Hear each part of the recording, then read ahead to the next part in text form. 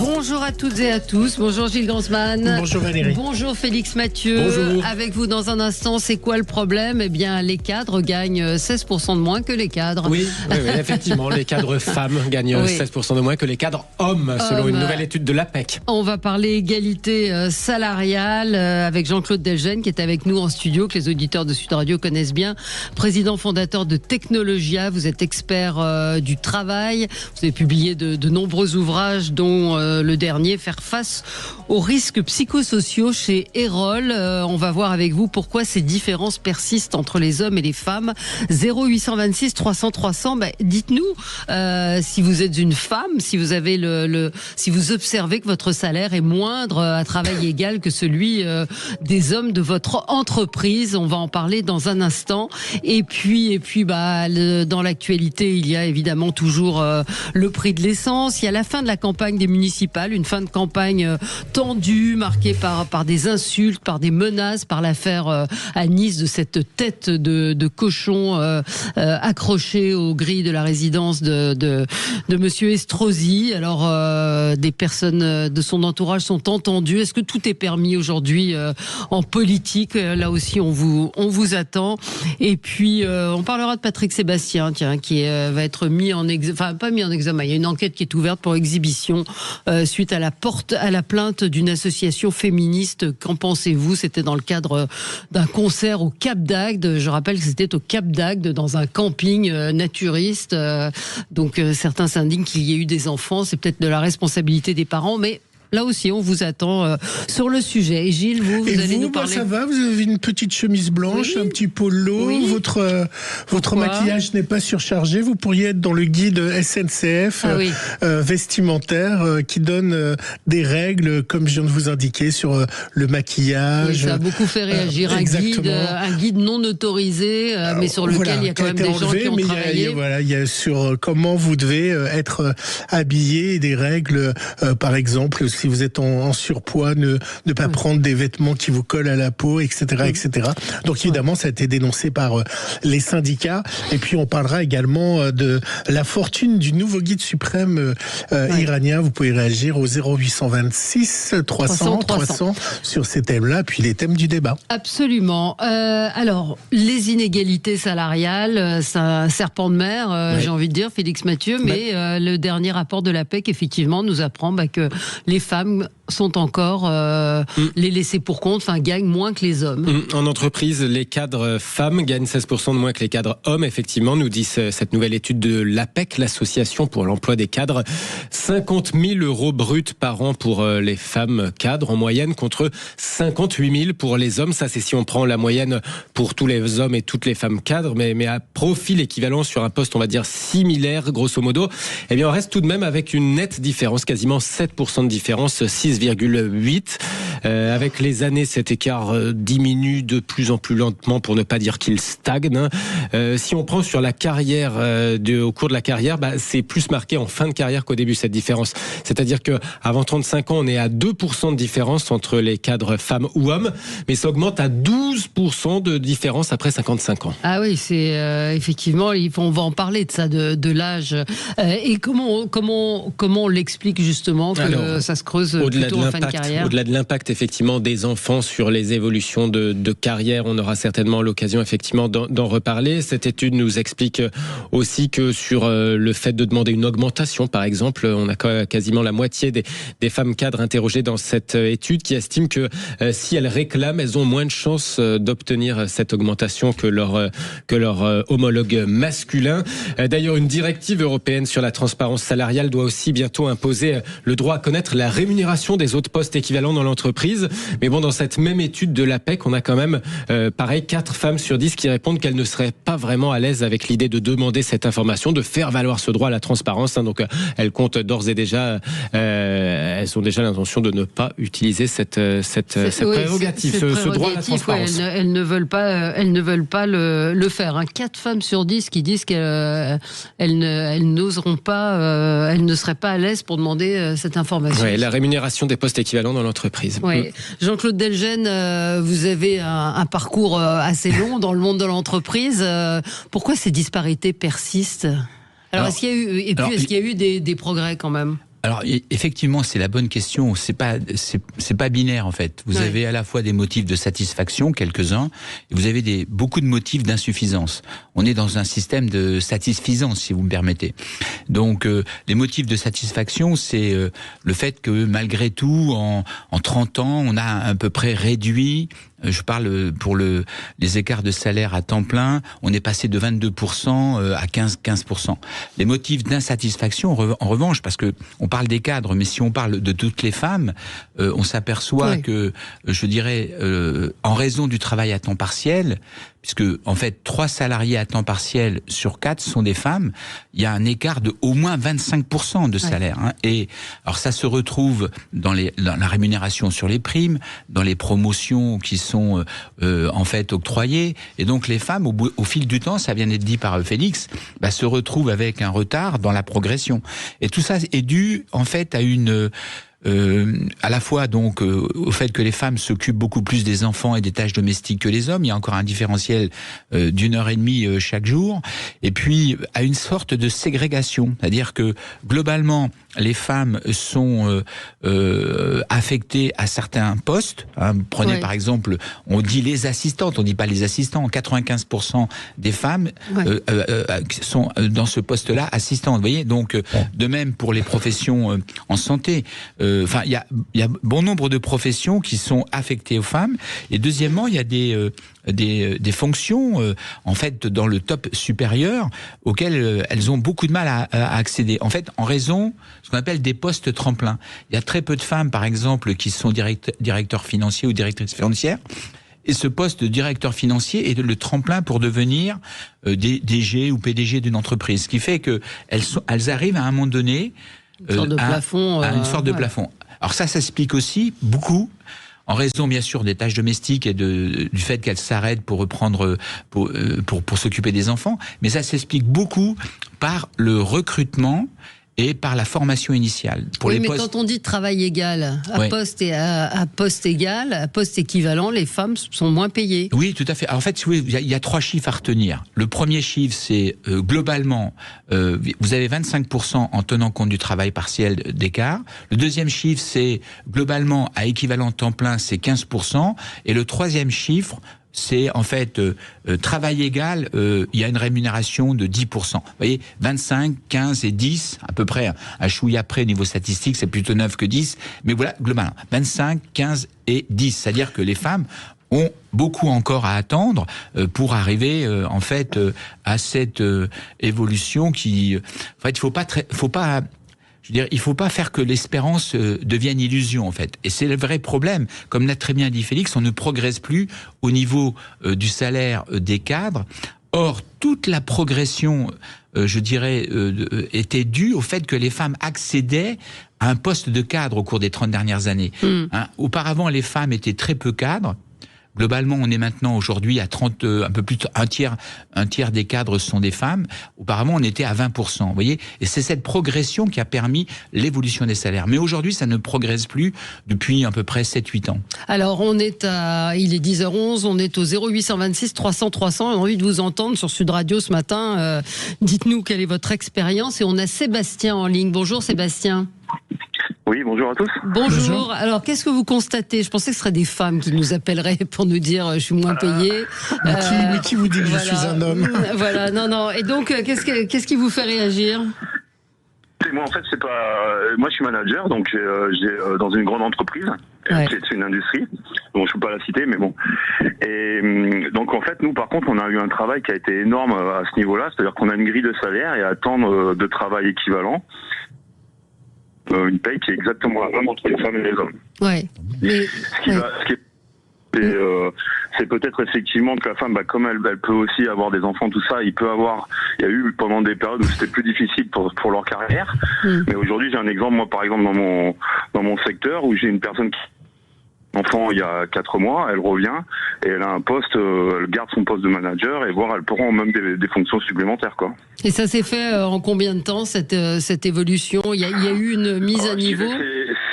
Nous on est très très en avance là-dessus, peut-être, je sais pas, mais ça fait presque.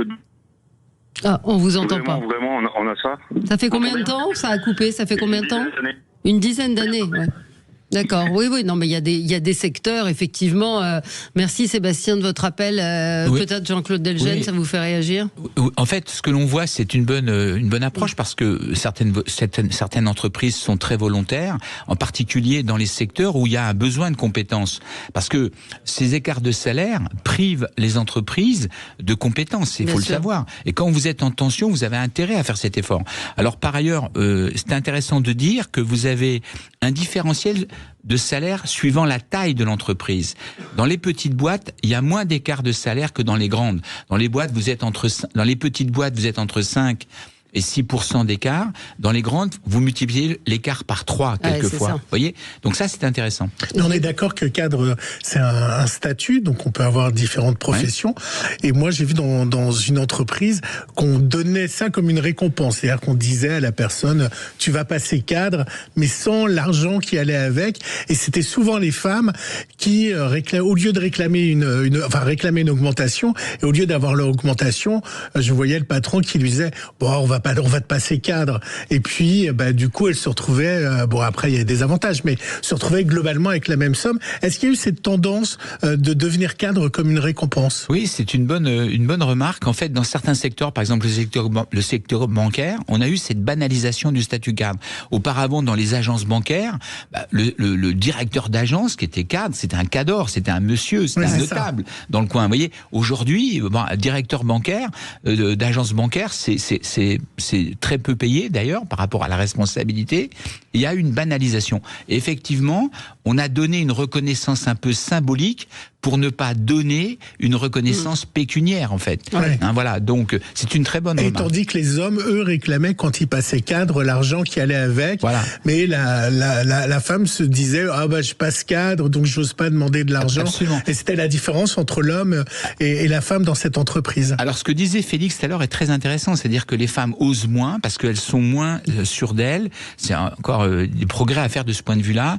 Elles se sentent plus dans une situation un peu d'inconfort lorsqu'elles revendiquent, elles osent moins, et y compris parce que peut-être elles osent moins, elles obtiennent moins dans les augmentations. Bien sûr. Et donc il y a un double effet qui se coule, si vous me permettez. Alors ce qui est intéressant, c'était ce qu'a dit aussi Félix, c'est que la directive européenne qui vient maintenant, elle est quand même très différente de ce que nous avions jusqu'à présent. Je ne veux pas rentrer dans le système actuel, si vous voulez, on peut le faire, mais c'est un peu complexe. Mais la directive européenne va véritablement inciter à réduire les écarts. Pourquoi ? Parce que elle donne, vous parliez des organisations syndicales tout à l'heure, elle donne un poids majeur aux organisations syndicales quand l'écart de salaire est supérieur à 5%. C'est-à-dire que quand vous avez un écart de salaire qui est constaté à poste équivalent, à temps de travail équivalent, supérieur à 5%, les organisations syndicales sont amenées à travailler avec les directions des ressources humaines pour réduire cet écart.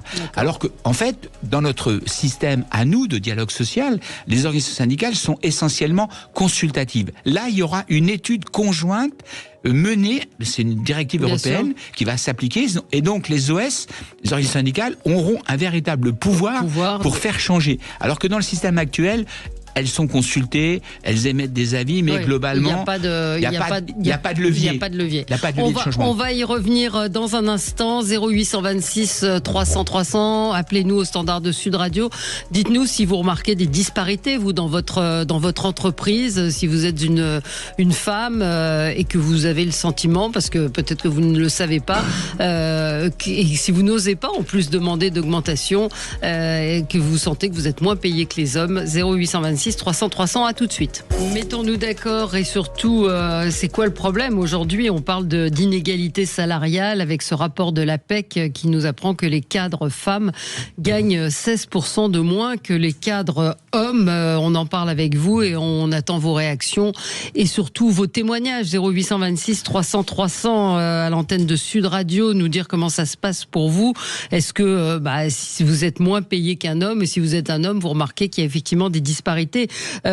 Vous disiez également, on en parlait hors antenne, que l'IA allait aussi bouleverser le monde du travail, et que celles qui allaient, pardonnez-moi l'expression, morfler en premier sont les femmes. Hein. Oui, en fait, ce que l'on voit, c'est quand il y a de grandes turbulences sur le plan social, sur le plan, disons, des relations professionnelles.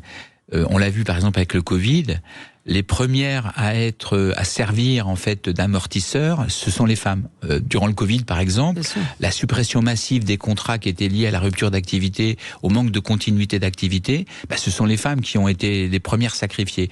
Actuellement, ce que l'on constate, c'est une montée en puissance de l'intelligence artificielle qui rabat les cartes, qui fait que les personnes qui sont au poste, donc qui maîtrisent leur métier, ont des gains de productivité très importants liés en fait à l'utilisation de ces nouveaux outils, et donc vous avez des gains de productivité qui vont se traduire par une réduction des embauches. Alors ça touche les jeunes, toutes catégories confondues. Mais sur les postes en place, et pour les postes en place, la suppression en fait des postes CDD partiels, etc.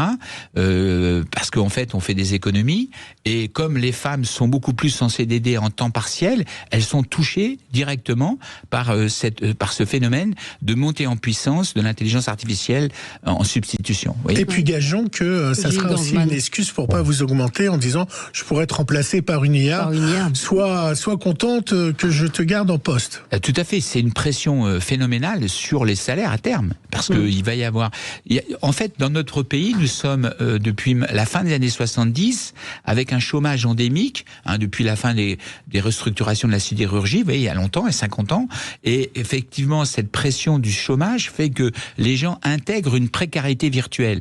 Les gens ont peur de la déchéance sociale, ont peur de perdre leur emploi, et donc ça incite largement à la modération salariale. Et dans ce contexte-là, effectivement, ça incite à la modération. Moi, j'ai un ami qui était représentant en commerce de lingerie, qui faisait le tour du monde pour alimenter les boutiques et autres. Et puis, petit à petit, on lui a fait comprendre que le commerce via l'IA ou via les ventes par Internet faisait que son poste allait être supprimé. Et donc là, à 30 ans, il a démarré une formation en IA. Alors, je savais pas qu'il y avait des diplômes d'IA. Donc, il était content. Il a eu son diplôme avant-hier. C'est pour ça que je l'ai au téléphone de IA. Et donc, il s'est formé en IA. Et maintenant, il a plein de postes qui s'ouvrent à lui dans l'IA. Et il a refait une formation pour aller vers ça. Et donc, du coup, il a quitté tout ce qui était commerce. Alors, ce que vous dites est très intéressant, parce que ce que l'on voit, c'est qu'il y a des milliards consacrés aux outils. Par contre, on parle en milliards et en dizaines de milliards. Vous voyez. Par contre, lorsqu'on parle de l'adaptation des postes, de la formation, de l'accompagnement pour suivre, on parle en millions. Vous voyez ce que je veux dire? Il y a un différentiel d'échelle. Et il faut véritablement, si on veut éviter une catastrophe humaine et sociale, parce que il faut vraiment mettre le paquet sur la formation, sur l'accompagnement. Et les organisations syndicales, puisque vous en parliez, doivent vraiment se mobiliser là-dessus, parce que c'est par l'accompagnement. Moi, par essence, ça fait 40 ans que je travaille sur ce segment professionnel. Je sais une technologie qui fonctionne, il faut l'encadrer, mais on peut pas l'arrêter. J'ai vu ça partout avec l'image chèque dans les banques, avec le télépéage intersociété, par exemple, qui a supprimé des milliers d'emplois. On peut pas arrêter les technologies. Par contre, il faut les encadrer, les accompagner, requalifier les gens. Et ça, on est loin du compte. Sur l'impact de la maternité, du fait d'avoir des enfants, quant aux inégalités de revenus, j'en reviens sur les inégalités de revenus entre les femmes et les hommes. Comment on explique que ça touche en premier lieu les femmes, donc les mamans en l'occurrence, alors qu'on explique depuis des années que les papas aussi peuvent jouer un rôle dans l'éducation des enfants? Il suffit de voir simplement la prise de congé parental. C'est essentiellement les femmes qui le prennent. Alors les hommes ont beaucoup progressé, tant mieux, parce que la liaison qui se fait à la naissance entre le père et le bébé est essentielle. Mais globalement, on a un père sur 3 qui prend le congé, mais un peu moins d'un père sur 3 qui prend un congé parental. Ce qui montre bien, à travers ce chiffre, qu'on est loin du compte. Et donc les femmes assument très souvent à la fois à travers le congé maternité, mais après souvent par un arrêt, et donc elles interrompent leur carrière. Elles reviennent après, donc elles sont un peu oubliées, si vous me permettez l'expression, dans la structure, après quelques mois d'absence, et donc loin des yeux, loin du cœur, comme on dit, et effectivement elles sont moins bénéficiaires d'augmentation, de primes, etc., etc. Et donc au final, d'ailleurs, il y a une corrélation très intéressante entre écart de salaire et nombre d'enfants. Quand vous avez un enfant, ce que vous disiez un peu tout à l'heure en parlant de la longévité dans le poste. Quand vous avez un enfant, vous avez un écart de salaire de 5, un peu plus de 5%, entre 5 et 6. Quand vous avez 3 enfants, vous multipliez par 3. Ah oui, il y a un lien Donc direct. ça veut dire que effectivement, les enfants coûtent énormément aux femmes parce qu'elles en ont en charge. Alors, ça peut être un choix, ça peut être non subi, mais globalement, socialement, ce que l'on voit, c'est qu'il y a quand même beaucoup à faire pour améliorer la situation. Est-ce que la situation est-ce que vous avez déjà assisté ou est-ce que c'est un phénomène de voir un cadre qui s'en va et qui est remplacé par une femme à un salaire moindre? Ça c'est assez rare parce qu'aujourd'hui quand même on a des oui, il y a quand même des règles. On a quand même des règles et puis malgré tout le dispositif mis en place donc d'index d'égalité femmes-hommes avec, vous savez, il y a 5 critères qui se sont mis en œuvre. Je rentre pas trop dans le détail, mais parce que c'est une usine à gaz, mais ça a quand même encadré, ça a permis quand même d'attirer l'attention sur ce phénomène-là. Voilà. Par contre, ce que l'on voit, c'est que encore trop souvent, c'est que il y a des postes à responsabilité, il y a encore trop peu souvent de femmes présentes dans ces postes. C'est-à-dire que les femmes ne sont pas, on va pas chercher les femmes pour des postes à responsabilité naturellement. Est-ce que les choses changent quand la patronne, quand le PDG est une femme? Est-ce que les choses changent? Est-ce qu'une PDG femme engage plus de femmes ou on a plus de cadres femmes avec une PDG femme? C'est une très bonne question. En fait, ce que l'on constate, c'est que la féminisation du haut de la hiérarchie, en fait, est quand même assez favorable à des changements fondamentaux en dessous.